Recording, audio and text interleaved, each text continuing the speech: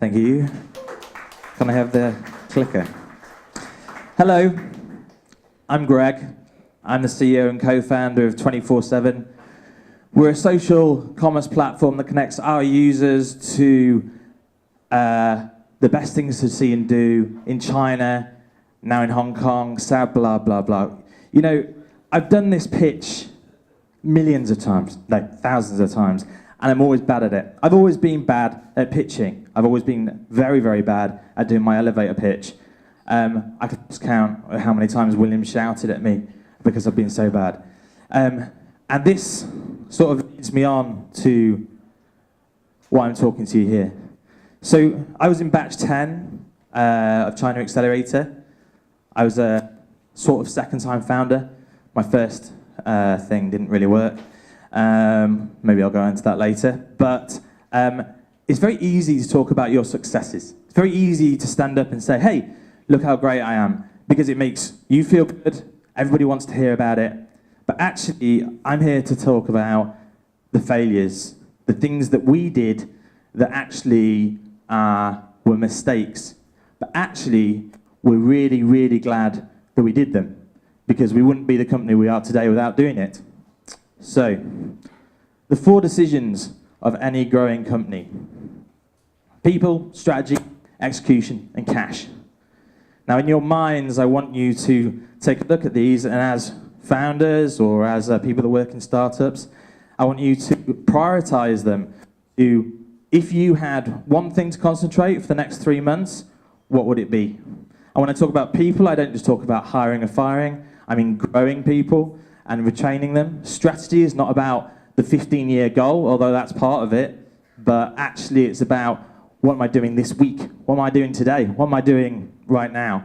Execution, doing all the strategy stuff, and of course cash.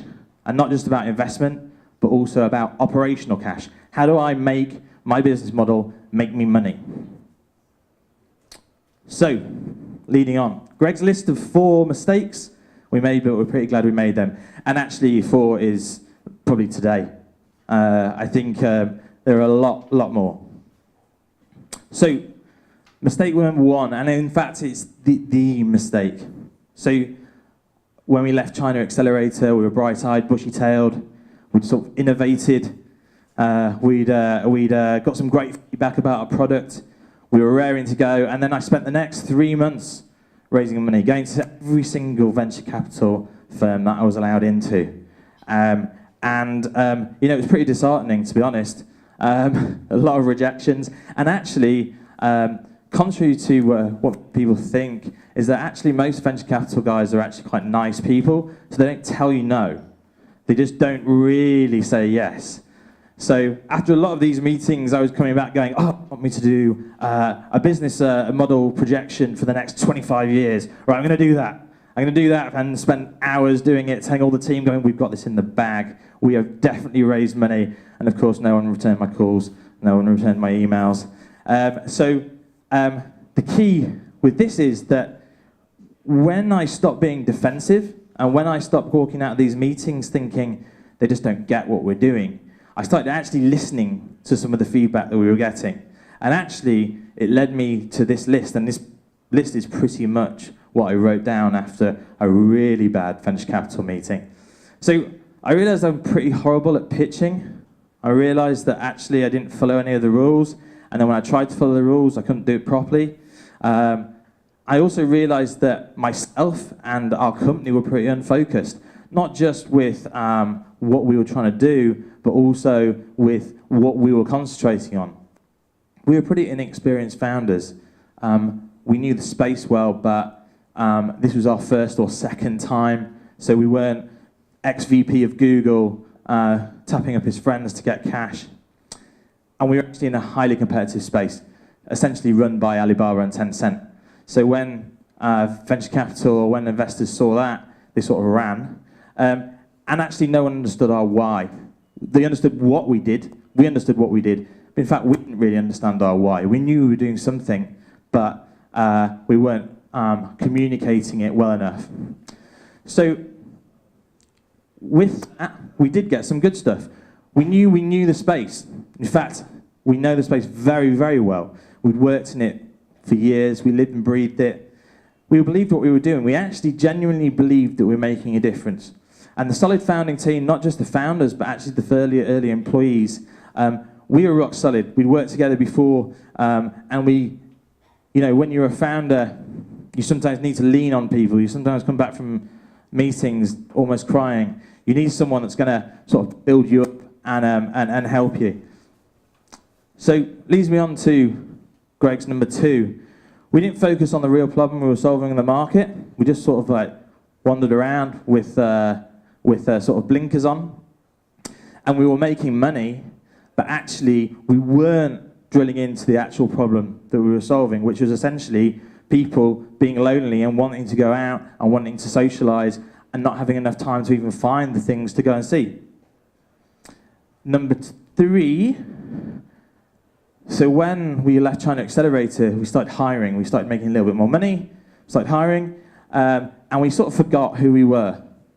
We started taking on people that, to be honest, my record was someone leaving in 3 hours when I had to sit him down and say, actually, sorry mate, can't be part of this company because you've managed to make 3 people cry. So, and that was a huge mistake, and it's something that we had to learn and are still learning now, that actually our company revolves around what we believe, and the people that work with us are the people that need to believe that. And if they don't believe that, if they're there for the money, if they're there for the power, then it doesn't work.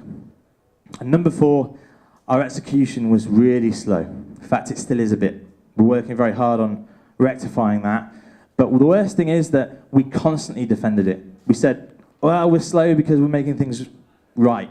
We're slow because our CTO, he wants to, you know, double check everything and do 6 weeks of testing. When you're a startup, you can't execute slowly or you're dead. That's as simple as it comes. If you don't execute quickly, you die, because there's a lot more people out there with a lot more money than you. So, I'm wrapping up. What's the time? Yes. Okay, so every mistake is a learning experience. This is the key, right? Being in a startup is risky. That's what we're here to do. We're here to take risks. We're here to look at everything we do and not worry if it's a failure.